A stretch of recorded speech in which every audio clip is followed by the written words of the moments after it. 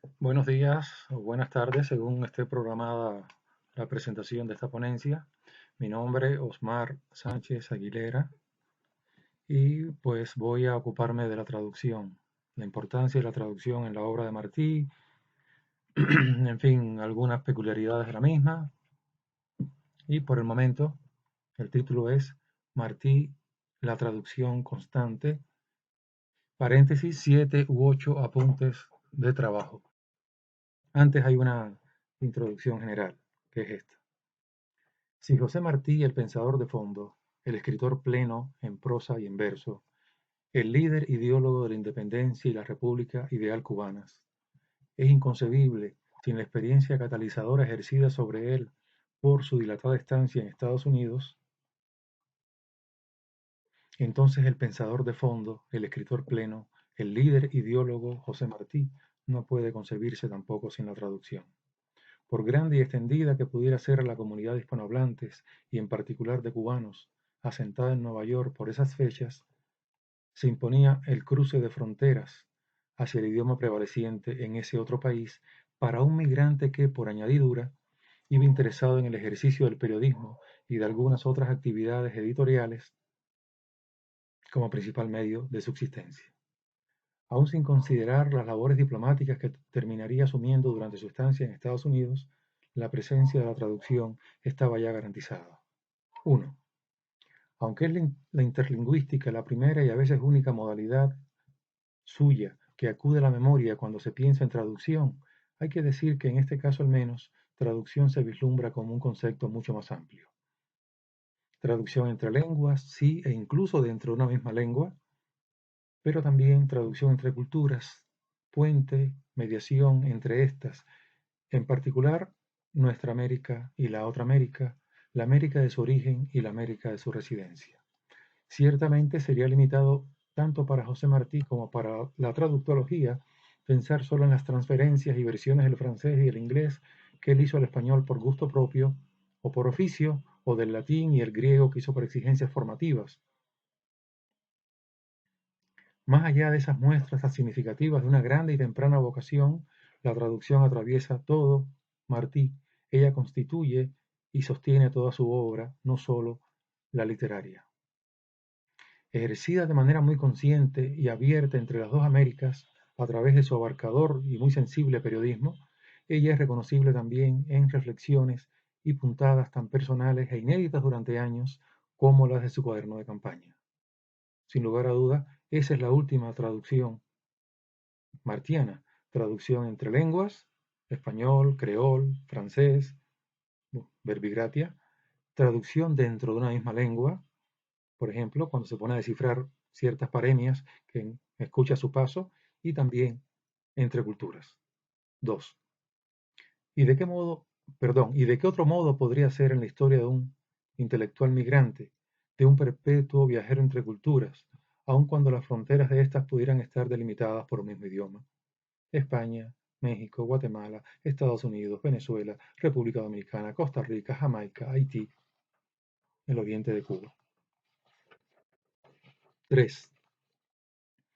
El interés por la presencia y el sedimento de la traducción en la obra del pensador y líder independentista cubano dista mucho de ser nuevo. Si bien es a partir de finales del siglo XX que ella adquiere notable consistencia en la biografía dedicada a su estudio. Con tanto predominio histórico de la dimensión política en la tradición de estudios dedicada a la obra de este escritor y las pesquisas consiguientes en torno a su desenvolvimiento en Estados Unidos, hubiera sido de esperar una mayor y más temprana atención de la mediación de esa faceta en toda la obra martiana, no solo la literaria. Si bien no fue esa la única etapa de su trayectoria vital en la que estuvo presente la traducción, sí fue en la que lo estuvo de manera más concentrada, reflexiva, profesional, intensa. 4.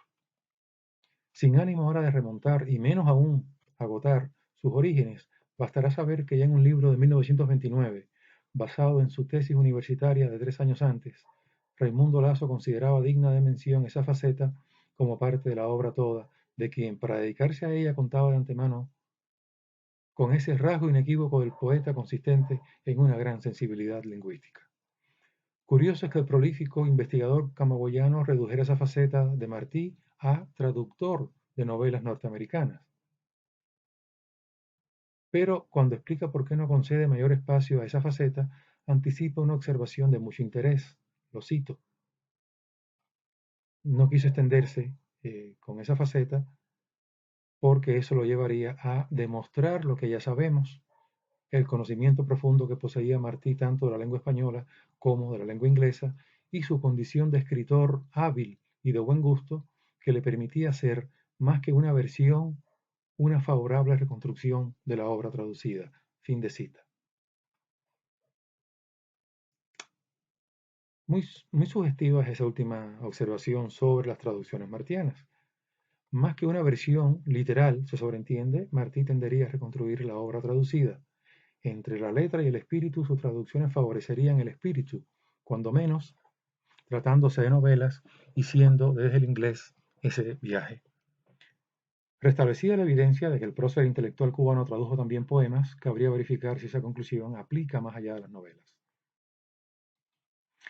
Casi un siglo después, en esa misma senda a la que Raimundo Lasso constriñó toda la praxis traductora de Martí, habrá estudioso que sostenga que, cito, el fenómeno de las traducciones en Martí reconfigura el horizonte de lecturas en América Latina debido a que construye por vez primera un canon norteamericano para el acotado público lector de fines del siglo XIX latinoamericano. Fin de cita. A propósito de ese canon larvario, eminentemente literario, se torna inevitable contrastarlo con el discurso de la alerta con que ha distinguido Marlene Vázquez el conjunto de operaciones creativas y hermenéuticas que rige el trabajo periodístico martiano entre la América de su residencia y la América de sus anhelos, pues, como se colige de su interés por difundir entre lectores hispanoamericanos la obra de pensadores y escritores como Emerson, Hugh Jackson, Whitman, Poe, no todo ese comercio intelectual estuvo orientado a prevenir sobre aviesas intenciones ocultas de la América más poderosa sobre la otra. O el discurso de la alerta incluye esas otras señales, o habría que considerar que ese discurso convive con este otro. 6. En la década de 1880 aparecen casi todas las traducciones profesionales de Martí, afirma Leonel de la Cuesta, y bueno, creo que eso es bastante verificable, ¿no? De inmediato. A mí me interesa destacar de esa década la revista La Edad de Oro, tan aprovechadora ella de la traducción desde idiomas metropolitanos, inglés, francés, en el propósito de vehicular su fuerte orientación emancipadora o acaso más bien decolonizadora. De esa década es también el artículo con rasgos de proclama Indicación de Cuba, caso singular en ese corpus por tratarse de un texto del que Martí es a la vez autor y traductor, autor en español y traductor al inglés. 7. Si la década de 1880 delimita el periodo de más intensa actividad traductora de Martí, entonces parece inevitable intuir alguna relación de esa actividad con el proyecto de poemario que concentra sus mayores esfuerzos creativos a lo largo de toda esa década y el más íntimamente enraizado en las experiencias de su autor en Estados Unidos. Eso se puede obtener, en fin, con aquella referencia que hace él al verso blanco en una carta en la que explica por qué no está de acuerdo en que el ala Ruth se traduzca sin rimas, pero también cuando se piensa en el poema El Padre Suizo, que en el exergo remite a la prensa estadounidense del momento, e incluso habría que considerar también la posibilidad de que eh, ciertas traducciones que está haciendo él del inglés al español las resuelva con la escritura de poemas en español. Esto es una conjetura que hace la profesora Beatriz Colombi, que me ha parecido muy, muy interesante. Y bueno, último apunte porque el tiempo no da para más. Cito, Darío le debía mucho, Unamuno bastante, y España y la América española le debieron en gran parte la entrada poética de los Estados Unidos. Eso dice Juan Ramón Jiménez, 1942.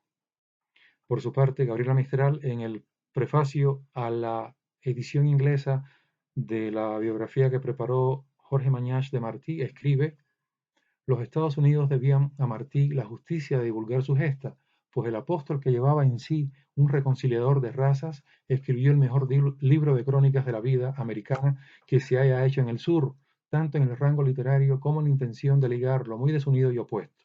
¿Y qué crónicas fueron aquellas en las cuales goza y alaba desde las exposiciones del ganado hasta el Whitman patriarcal, usando la más bella lengua descriptiva que conozcamos hasta hoy? Fin de cita. Muchas gracias. Saludos.